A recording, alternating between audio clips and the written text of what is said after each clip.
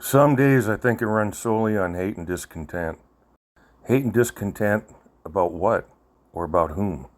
Well, I'll explain that. When I was thinking about my answer, it kept coming back to the same thing. My hate and discontent is reserved largely for those who just can't find it within themselves to leave me alone. That's all I want, is to be left alone. Roughly half the people in this country, that would mean nothing to them, because that's all they know. How to force their ideology and worldview on everybody else. I don't tell anybody else how to run their life. Stop telling me how to run mine. I say sir and I say ma'am. I say please and I say thank you and I say you're welcome. I don't need any purple-haired whatever telling me what to think or read or write, what to eat, where, live, the kind of car I can have in my garage, the kind of stove I have to cook on, or whether I can have a 3 or 4 blade ceiling fan in my house. Stop telling me men can have babies. Stop being stupid.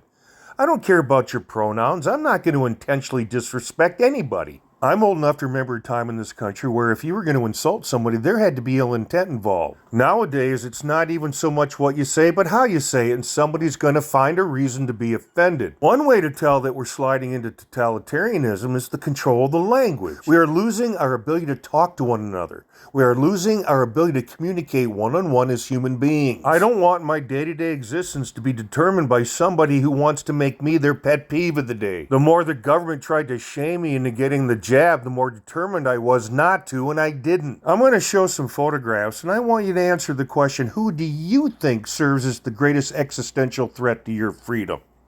Tell them leave me alone. Swimming in my drip, 2 fishes in the pond. Tell them leave me alone. We're gonna do this one the right way. Pisces. I don't wanna know your name, cause I might just feel your pain. Might just risk my life to keep you dry when it rains. Might just fall in love, a little hug can make me stay.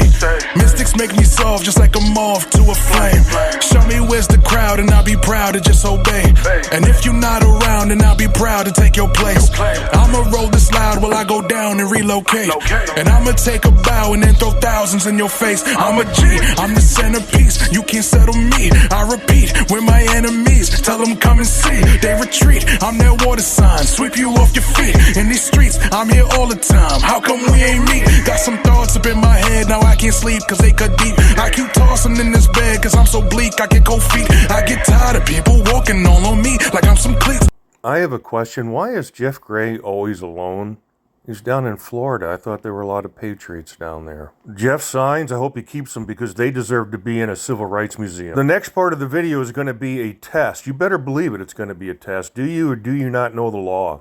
And what I did is I found a video that had some interesting comments below it.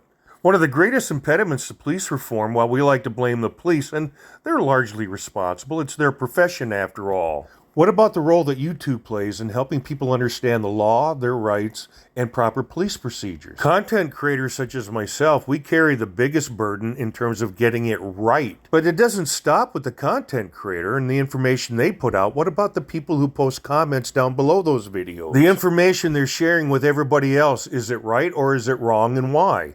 Now that's something else that can cause me great discontent. And that is people who put out bad information down in the comment section. Well, let's go ahead and go through some of these comments. You decide whether they're right or wrong, and then we'll go back through it. First comment, it's important to remember that once you plead the Fifth Amendment right to remain silent, you must stick to it and keep your mouth shut until you talk to a lawyer. A detention Terry stop is in fact a custodial arrest. No Miranda is required. However, shut up. For that matter, even under a consensual voluntary encounter, shut up. Never open your door if they come knocking unless they have a warrant, and show you the warrant before you open your door. Now we're back to the first one. It's important to remember that once you plead the Fifth Amendment right to remain silent, you must stick to it and keep your mouth shut until you talk to a lawyer. That's correct. 1,000% correct.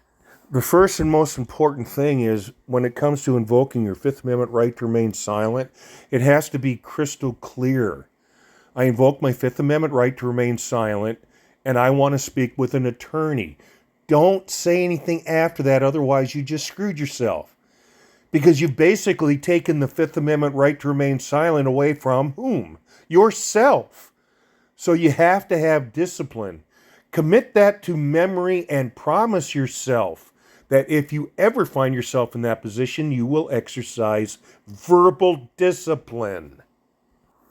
Comment number 2 that we're going to see if they're right or wrong. A detention under a Terry stop is in fact a custodial arrest, and I'm going to end it right there, because that by itself is enough to talk about. That's incorrect. Detentions are not the same as a custodial arrest. Any more than, there you go, this person's earned my hate and discontent. Any more than a custodial arrest is the same as a detention. A detention is based upon reasonable, articulable suspicion, whereas a custodial arrest is based upon probable cause of a crime. If you have probable cause of a crime, you don't need to detain someone.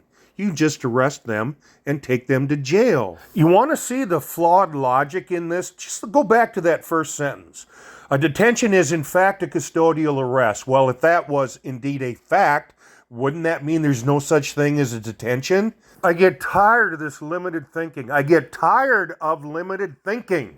This is what gets people in trouble with law enforcement. It only took one person to put bad information out there, and look how many people rose to the bait. And you see to the right of the 452, that little red heart, that was put there by the content creator, no less, who's an attorney, no less. Even though when you watch the video, he makes it very clear detention is not the same as a custodial arrest. I mean, what in the world is happening here? This is one big shit show, and it's bringing out what? Oh, the hate and discontent. The third and last big reveal, well, there's 2 parts. A, never open your door if they come and knock unless they have a warrant. That's just good advice. But part B, they have to show you the warrant before you open your door. Not only is that incorrect, but that feeds into my hate and discontent. I'm really tired of hating and discontenting. I would like to pull the author of this bullshit aside and ask them, show me. I want you to show me, where in the world did you come up with that notion that you get to be on one side of the door, they're on the outside of the door, and you say, you ain't coming in until you show me a copy of that search warrant. Where did you come up with that notion? Because it's wrong. And what you've done is you've polluted the minds of another 356 people. When you add this to the idiot who said a detention is actually a custodial arrest, remember how many minds he polluted or she polluted? 452. That's over 800 people whose minds have been polluted by 2 morons who didn't know what they were talking about. Let's go back to this. Well, they have to show the warrant before you open the door. You want to know how easy it is for someone to slow walk that? Yeah, you got to show me a copy of the warrant or I ain't going to open the door. You know, I know my rights. I read about it in a comment under a video on YouTube. I don't have to open the door until you show me a copy of the search warrant.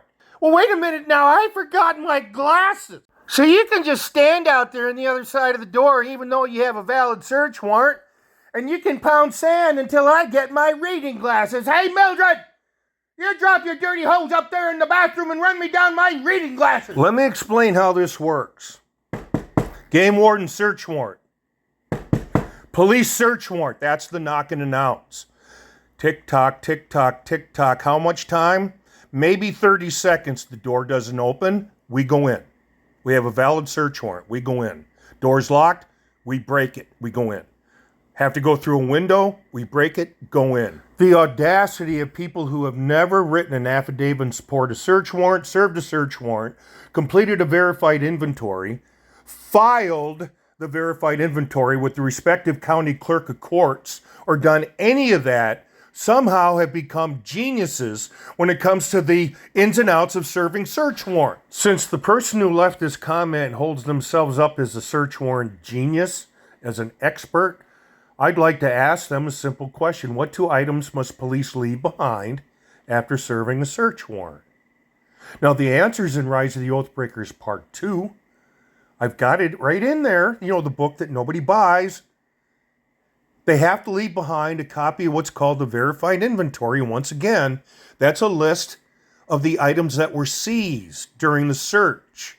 But the other item that has to be left along with the verified inventory is, guess what? A copy of the search warrant. Bingo. That's when someone gets a chance to see and read the search warrant. They get to put their fingers on it. They get to examine it, dissect it, make copies, show their attorney. And this particular comment, well, it's not one that we decide whether it's right, wrong, correct, incorrect. It was a plea from someone. Well, let's just go ahead and read it. Had I known these rights in my late teens and early 20s, 30s, and first part of my 40s, I would be in such a different position in life than I am right now. And that is an extremely sad statement. Know your rights. You have to know your rights. Rise of the Oathbreakers Part 1 and Part 2. If this individual had had those resources available, he probably would have never had to write that self-deprecating remark.